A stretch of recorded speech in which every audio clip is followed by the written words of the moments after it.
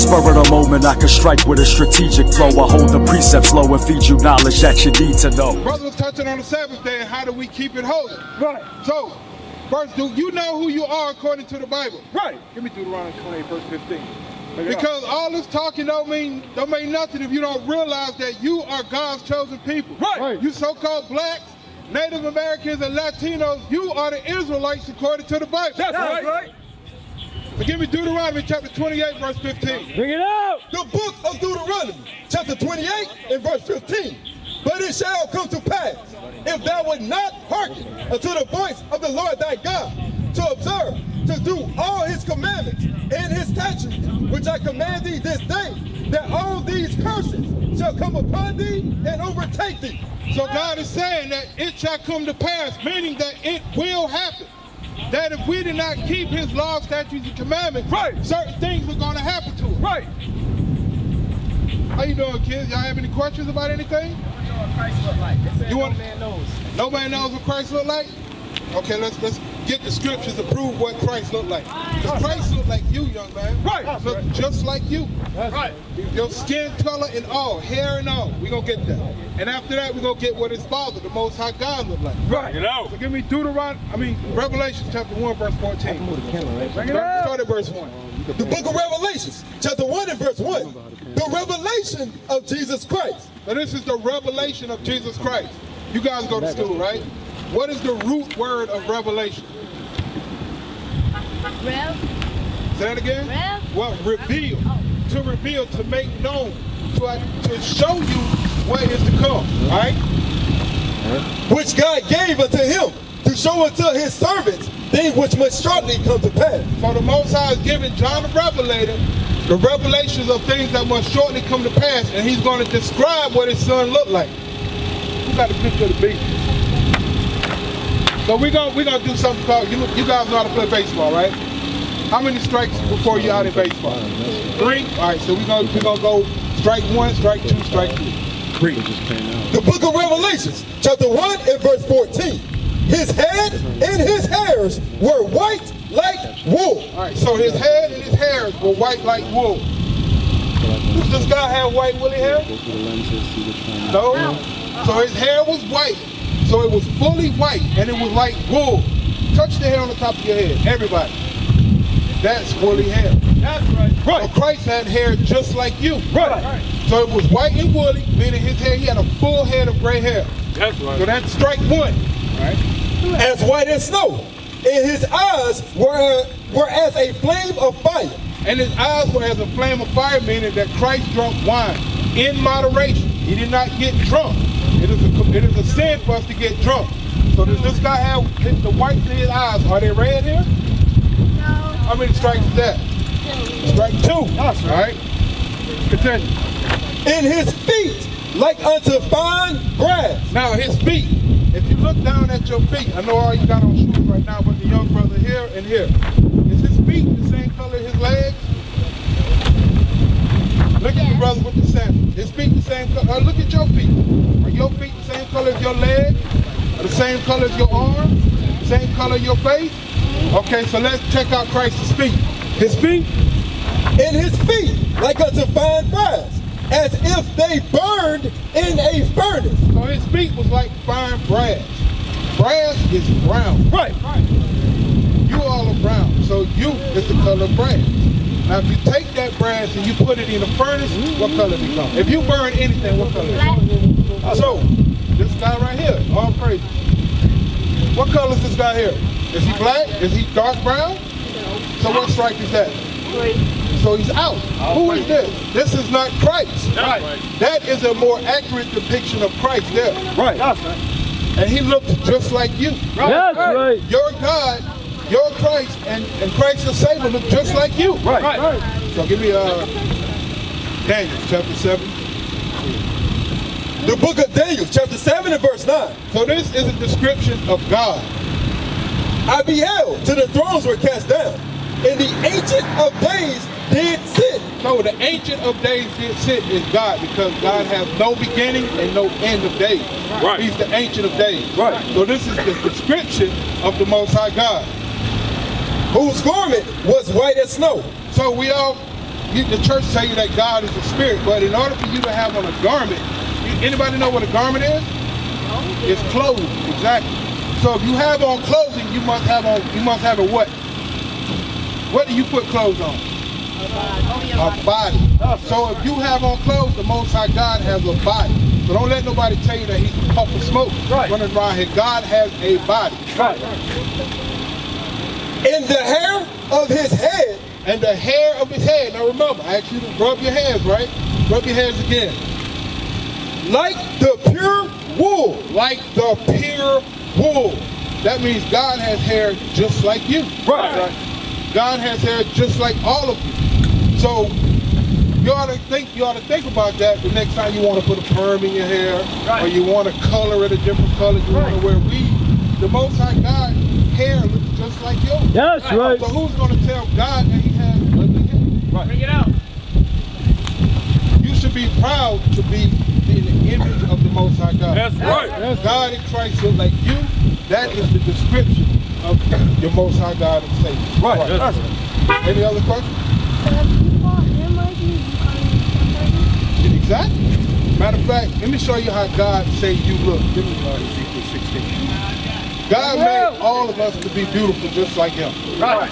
And what happened is, since we stopped keeping his commandments, that we start looking at these other nations for beauty standards. But God said when he created you, he made you the most beautiful people on the earth. And other nations were supposed to look at you for beauty standards. That's right. We were renowned for our beauty. Your black skin, your woolly hair. You are exceedingly beautiful. That's right. You should not let nobody else tell you that you're not beautiful. Right. You should not let no other standard show you that you wearing weave in your hair makes you attractive.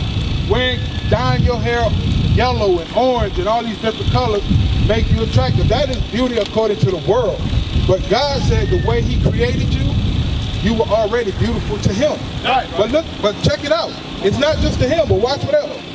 The book of Ezekiel, chapter 16, and verse 14. And thy renown went forth among the heathen. So your renown, your fame for your beauty went forth among these other nations. These other nations looked at you and was like, man, they think I'm beautiful people. So they got to make you feel bad about yourself so you can try to be like them. But God said, I created you this way. This is the perfect beauty. The way that you look, the way that I created you to look. And thy renown went forth among the heathen for thy beauty. And it was perfect through my comeliness. And it was perfect through my comeliness. Comeliness means handsome, beautiful, attractive. God says your beauty was perfect through his comeliness. So how can you take something somebody else say, and these so-called white people, and these so-called white folks are telling you what's beautiful? Nah, we got to go by what's beautiful according to God. Right. Right. And your woolly hair and your beautiful black skin, that is what's most attractive to God. All right. Any other questions? No. Sure. So let me ask you a question. Do you know what today is? Yes. What's today's date? Saturday. Saturday? What's the day? April 7th. Today is the Sabbath day. Meaning that this is the holy day to the Most High God. It's not Sunday, which is the first day of the week. It's today, which is the seventh day of the week. And with that white Christ comes that today is any day that you can do what you want. But God said you cannot shop and buy. Shop and buy or sell on the Sabbath day. So to get back to your God, you can't be shopping and buying on the Sabbath day. That's something that's not being taught in our community. Right. The book of Nehemiah, chapter 10 and verse 31. And if the people of the land bring ware or any victuals on the Sabbath day to sell, that we would not buy it of them. So we should not shop or buy on the Sabbath day. On the Sabbath day, or on the holy day, or any other holy day, we are not supposed to shop and buy. All right? I'll be quick. Hold on, before y'all go, I want to go through something else real quick, y'all, real quick. Go to, I got my pocket open, to Ecclesiastes chapter 3. Who knows the 10 Commandments out here? Know the 10 Commandments? What's the 10 Commandments, sister? What's the 10 Commandments?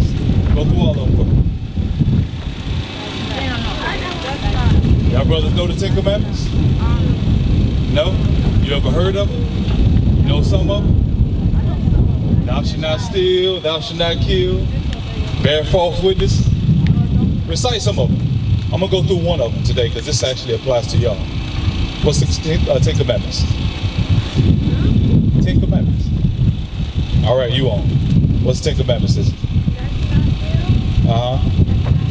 Uh-huh. Uh-huh.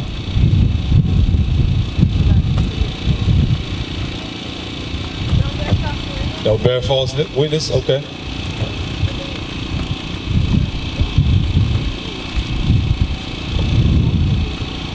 What's some more?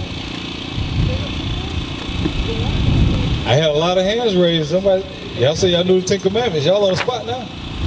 What's the Ten Commandments? She went through a couple of them. You know the Ten Commandments, brother? No? What's some more of them? My brother right here with the red shorts.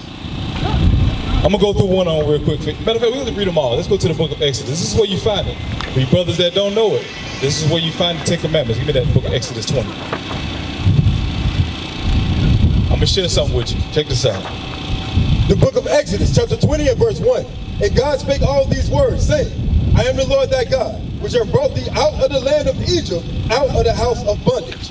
Thou shalt have no other gods before me. Thou shalt have no other gods before me. That's the first one. You know what that's going into? My brothers, y'all on the spot. Y'all are the next leaders of generation that's coming up. Right? How old are you, brother, on the bike? How old are you? How old are you? 11-year-old. How old are you? How old are you, brother, right here with the Jordan shirt? 10? How old are you? 8? My brother right here. Come on, some other. For your brothers, come on. Let me ask y'all a question. Right? So, the first commandment we just read, it says, God just said we should have no other gods before him, correct? Y'all believe in that? What's some of the things that we put before God today? Like if the day is a Sabbath day, like our soldiers just went through, right? We're not supposed to be doing no other work because it's a Sabbath day, correct? So if the Lord told you not to work, would washing your car be work?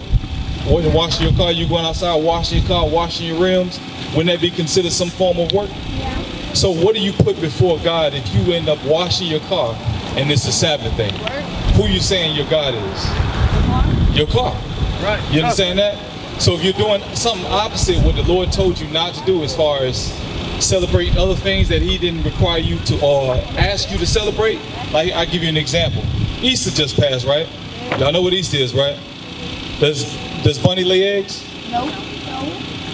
Why do we get Easter where bunnies lay eggs? Why do we get an Easter egg and a bunny at the same time on Easter? Why is that? Answer that question.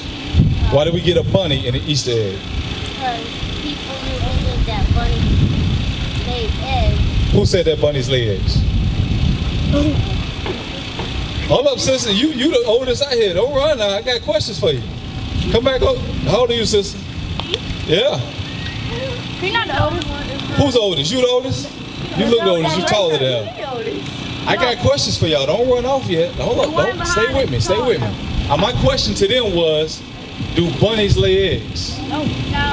Do bunnies lay eggs? No. So why did they give us an Easter egg and a bunny? I'm going to tell you why they did it.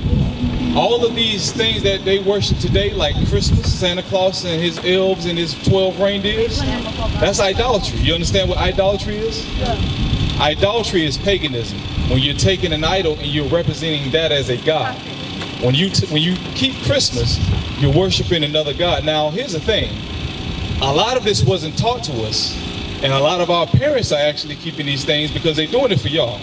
They think they're doing something for the goodness of the children, but what you children have to do, being that y'all are young, y'all have to be the example. Y'all have to go back with the same, y'all got flyers, right? Y'all got to bring the flyers back to y'all parents and look and say, look, this is what I learned today. Christmas not in the Bible. Neither was it Jesus Christ's birthday. December, you know that, right? And there you go. Listen to your grandmother. She's giving you good instructions.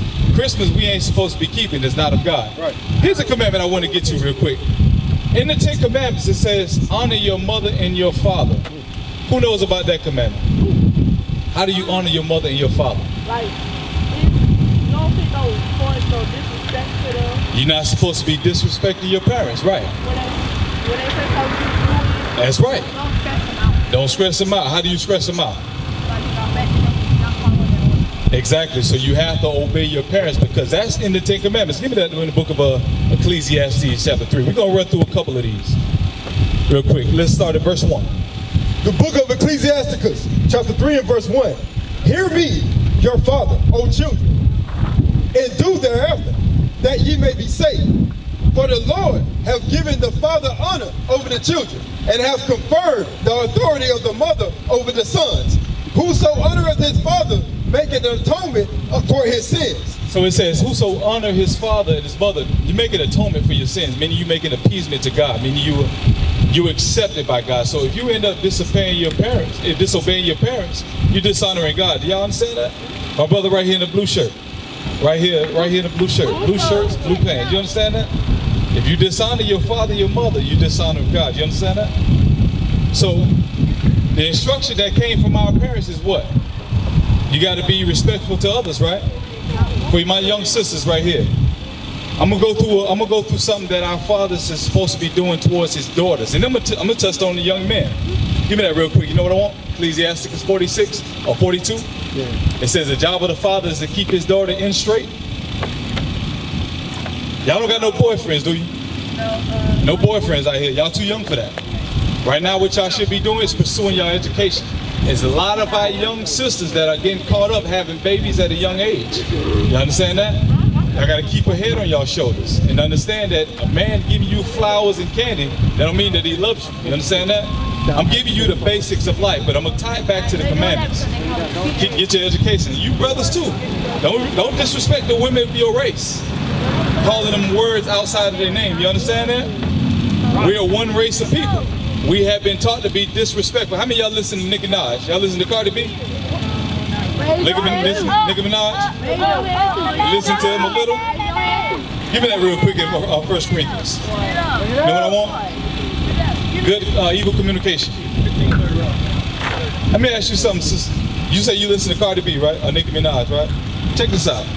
The book of 1 Corinthians, chapter 15 and verse 33. Be not deceived. Evil communications corrupt good manners. Do you know what that means?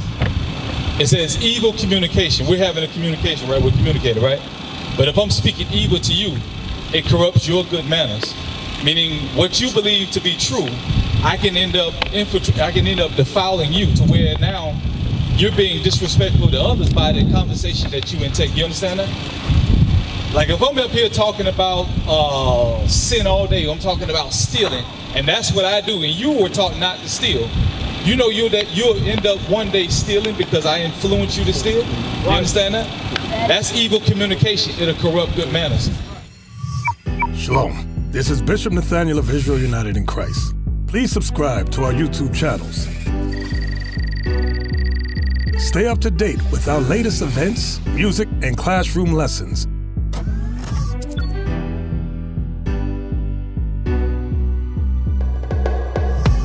IUIC plans to continue visiting different countries where this gospel has not been preached before. IUIC needs your help in pushing this truth.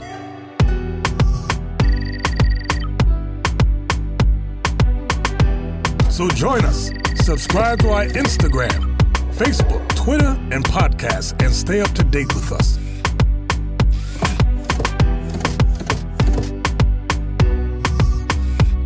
For more information, please visit www.israelunite.org.